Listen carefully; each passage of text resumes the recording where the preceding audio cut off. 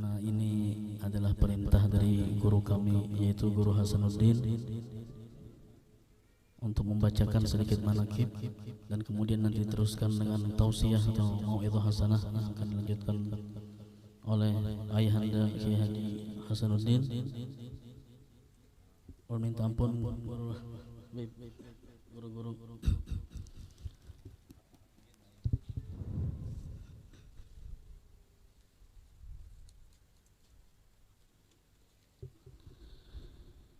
أعوذ بالله من الشيطان الرجيم.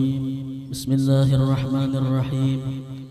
الحمد لله على نعمه المتواترة وآياته المتكاثرة ومنانه الغامرة، والصلاة والسلام على سيد أهل الدنيا والآخرة، سيدنا وحبيبنا وشافعنا ومولانا محمد وعلى آله وأصحابه أنجم الزاخرة.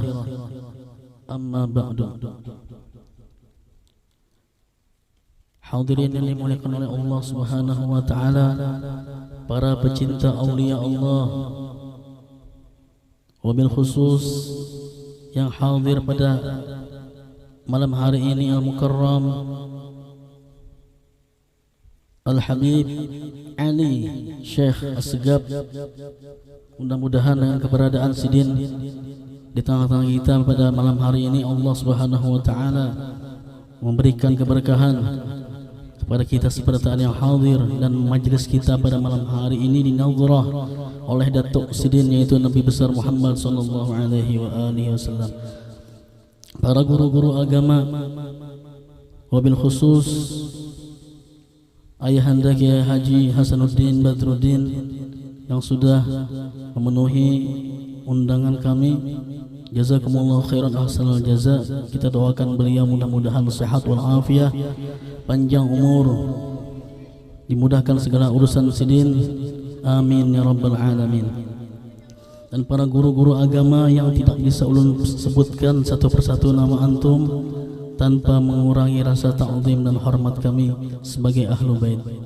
Hadirin yang dimuliakan oleh Allah Subhanahu wa taala, malam hari ini kita bersama-sama menghauli daripada haul Syekh Samman Al-Madani dan haul daripada Al-Imam Al-Qutub Al-Habib Abu Bakar bin Muhammad Asgab Gresik dan Sayyidul Walid Al-Habib Muhammad bin Hussein Ba'abud dan putra beliau Al-Habib Ali bin Muhammad Ba'abud, dan juga Al-Habib Abdul Rahman bin Muhammad Ba'abud. Dan nanti langsung kita hadiahkan juga pahala tahlil untuk almarhum daripada ayahanda Kiai Haji Khalil Rahman bin Kiai Haji Salim Ma'ruf. Mudah-mudahan Allah Subhanahu wa taala mengangkat derajat beliau dan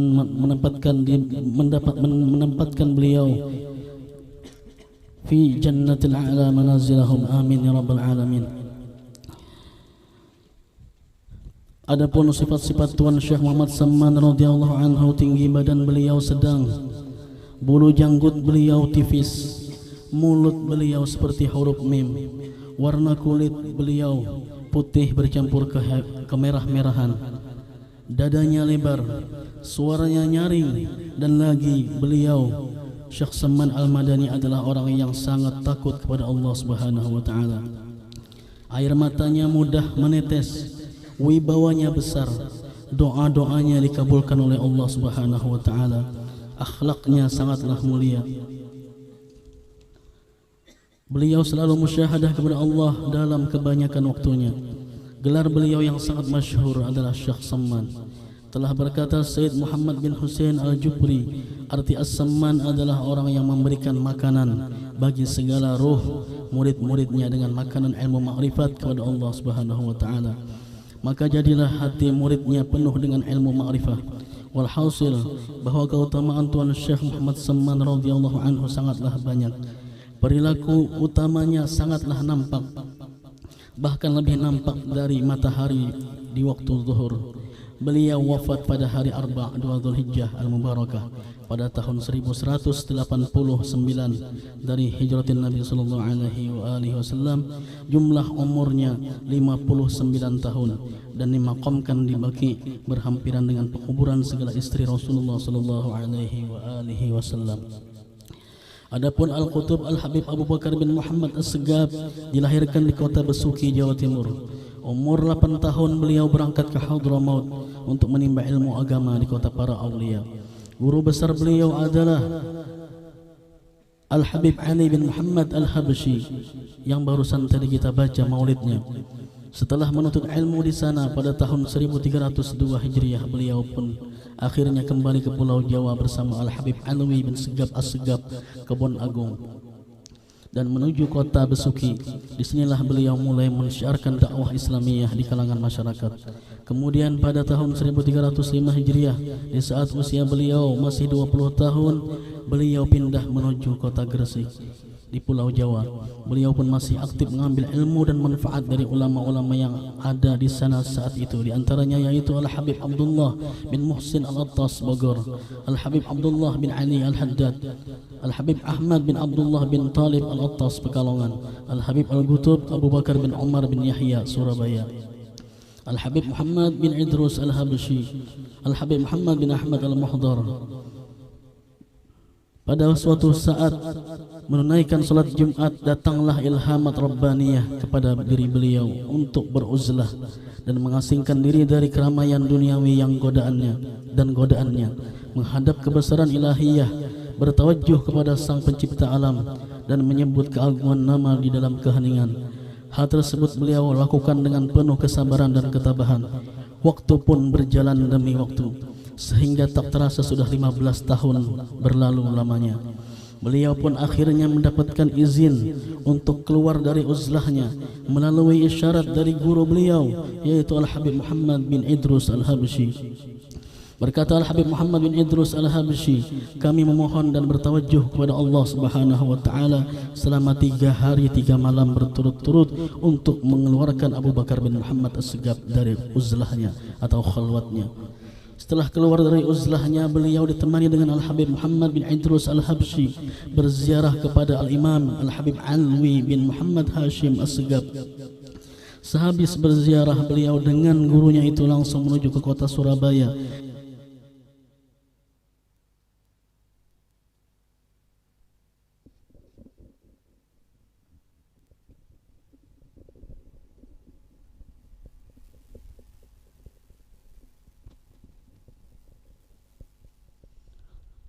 Sehabis ziarah, beliau dengan gurunya itu langsung menuju ke kota Surabaya dan singgah di kediaman Al-Habib Abdullah bin Umar As-Segaf. Masyarakat Surabaya pun berbondong-bondong menyambut kedatangan beliau di rumah tersebut. Tak lama kemudian, Al-Habib Muhammad bin Idrus Al-Habsyi berkata kepada halayak yang ada di sana seraya menunjuk kepada Habib Abu Bakar, beliau adalah suatu khazanah daripada khazanah Al-Bani Alawi. Kami membukanya untuk kemanfaatan manusia, baik yang khusus maupun yang awam. Semenjak itu Al-Habib Abu Bakar mulai membuka majelis taklim dan zikir di kediamannya di kota Gresik. Masyarakat pun menyambut dakwah beliau dengan begitu antusias. Dakwah beliau tersebar luas, dakwah yang penuh ilmu dan ikhlas, semata-mata mencari ridha Allah dan ridha Rasulullah SAW. Dalam majlisnya, beliau setidaknya telah mengkhatamkan kitab Ihya Ulumuddin sebanyak 40 kali di masa hidup beliau, dan merupakan kebiasaan beliau setiap kali dikhatamkan kitab Ihya Ulumuddin, beliau mengundang jamuan kepada masyarakat luas. Beliau adalah seorang yang girah begitu tinggi dalam mengikuti jalan atribut dan akhlak keluarganya dan salafnya Sadah Bani Alawi. Majlis beliau senantiasa penuh dengan mudzakarah dan irsyad menuju jalan para pendahulunya. Majlis beliau tak pernah kosong dari pembacaan kitab-kitab mereka. Inilah perhatian beliau untuk tetap menjaga thariqah salafnya dan berusaha berjalan di atas gadaman ala gadamin bijiddin aw dha'in. Itulah yang beliau lakukan semasa hayatnya. mengajak manusia kepada kebesaran ilahi. Waktu demi waktu berganti sampai kepada suatu waktu di mana Allah Subhanahu wa taala memanggilnya. Di saat terakhir dari akhir hayatnya, beliau melakukan puasa selama 15 hari, tidak makan dan tidak minum. Dan setelah itu beliau pun menghadap ke haribaan ilahi. Inna lillahi wa inna ilaihi raji'un. Beliau meninggal dunia dalam ridha dan diridhai oleh Allah Subhanahu wa taala. Beliau wafat pada tahun 1376 Hijriah pada usia 91 tahun, sama dengan umur Syekh Abdul Qadir Al-Jilani. Sebagaimana permintaan Habib Abu Bakar selalu berdoa untuk diwafatkan sama dengan umur Syekh Abdul Qadir Al-Jilani, yaitu 91 tahun. Dan akhirnya doa itu diijabah oleh Allah Subhanahu wa taala. Jasad beliau disemayamkan di sebelah Masjid Jami' Gresik bersebelahan dengan Habib Alwi bin Muhammad Hashim As-Segaf.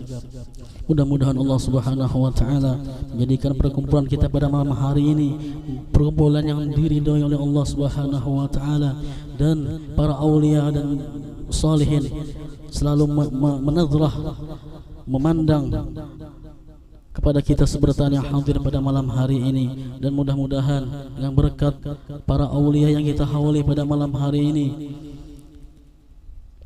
Allah Subhanahu wa taala ampuni segala dosa kita zahir dan batin, dan tidaklah kita dimatikan kecuali dalam keadaan husnul khatimah. Rabbi fanfa'na bi barakatihim wahdinal husna bi hurmatihim wa amitna fi tariqatihim wa mu'afatin minal fitani. Wa sallallahu ala sayyidina Muhammadin wa alihi wa sahbihi wa sallam. Walhamdulillahi rabbil alamin.